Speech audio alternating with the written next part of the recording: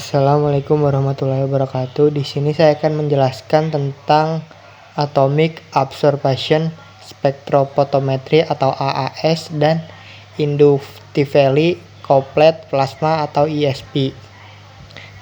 Baik, langsung saja ke materinya. Baik, di sini ada pengertiannya. Atomic Absorption Spectrometry atau AAS atau spektrofotometri serapan atom yang merupakan instrumen yang digunakan untuk menentukan kadar suatu unsur dalam senyawa berdasarkan serapan atomnya. Digunakan untuk analisis senyawa, organik atau logam, atau golongan alkali, tanah, unsur transisi. Selanjutnya ada prinsip. Dengan memecah molekul sampel menjadi atom-atom menggunakan air atau listrik. Kemudian atom-atom tersebut dalam keadaan dasar dapat menyerap cahaya yang dipancarkan oleh sumber cahaya sehingga tereksitasi. Selanjutnya di sini ada bagian-bagian dari AS. Yang pertama ada holokatoda atau kaplem, chopper, burner, monochromator, dan focusing converse lens, photocell, dan detektor. Di sini ada fungsi holokatoda kaplem. Lampu katoda merupakan sumber cahaya pada AS.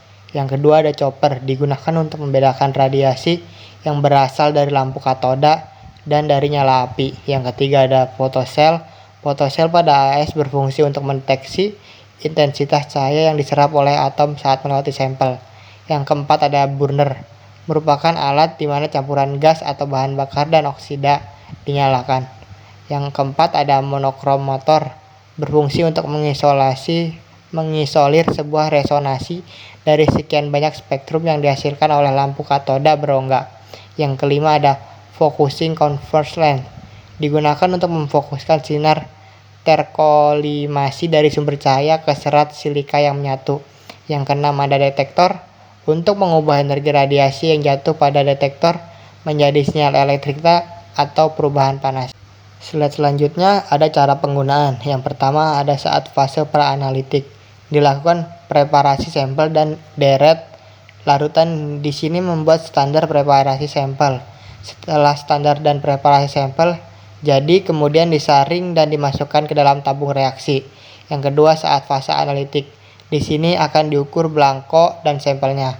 Fase selanjutnya ada pasca analitik, yaitu dilakukan pencatatan dan pelaporan PMI atau PME, pencantuman nilai rujukan batas baku mutu, verifikasi, dan validasi hasil pemeriksaan. Selanjutnya ada kalibrasi. Dengan menggunakan larutan standar yang diketahui konsentrasinya, umumnya melibatkan pembuatan kurva kalibrasi dengan metode grafik biasa yang mengikuti hukum Lambert-Beer. Kalibrasi melibatkan penentuan kepekaan, presisi pengukuran, dan penanggulangan intervensi. Pengamatan data pada AAS. Menggunakan instrumen AAS melibatkan pengukuran absorbansi sampel pada panjang gelombang yang spesifik. AAS menganut hukum Lambert-Beer sama seperti spektrofotometri UV kalibrasinya. Selanjutnya ada alat ICP atau Inductively Coupled Plasma.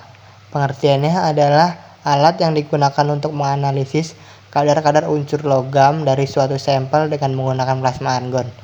ICP umumnya digunakan untuk analisis jejak logam dari berbagai jenis sampel, seperti sampel lingkungan, sampel biologis, dan sampel bahan industri.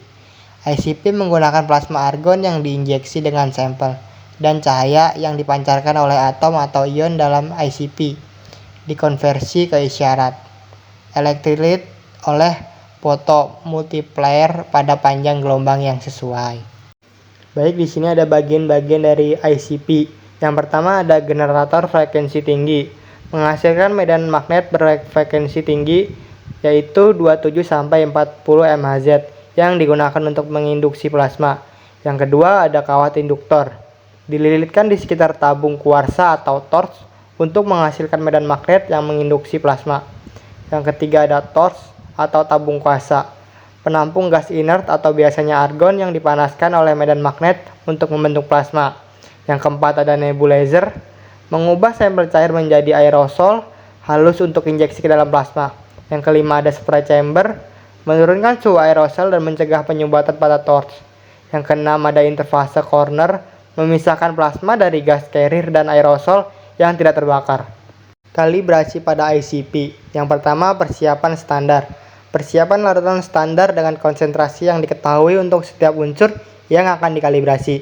Yang kedua, pengaturan instrumen. Atur parameter instrumen ICP termasuk arus plasma, aliran gas, dan detektor sesuai dengan petunjuk produsen. Yang ketiga, ada kalibrasi detektor. Lakukan kalibrasi detektor menggunakan larutan standar untuk setiap unsur yang akan dianalisis. Yang keempat, ada verifikasi kinerja. Verifikasi kembali kinerja instrumen dengan menggunakan larutan standar untuk memastikan hasil kalibrasi akurat. Yang kelima, ada dokumentasi. Catat semua langkah dan hasil kalibrasi untuk referensi selanjutnya. Troubleshooting pada alat ICP. Permasalahan umumnya seperti kurang akurasi, carry over, drift, penurunan batas deteksi, dan ketidakakuratan perlu diatasi dengan langkah-langkah perbaikan rutin, termasuk membersihkan torch, memeriksa pompa tubing, mengecek kebocoran udara pada transfer tubing, dan memantau tekanan belakang nebulizer. Pembacaan data pada ICP. Proses analisis ICP melibatkan pengumpulan data dari masing-masing sampel dalam waktu yang relatif singkat, sekitar 1/4 jam, dan metode ini dapat digunakan dalam berbagai aplikasi, termasuk analisis lingkungan, analisis minyak, farmasi, dan bidang lainnya.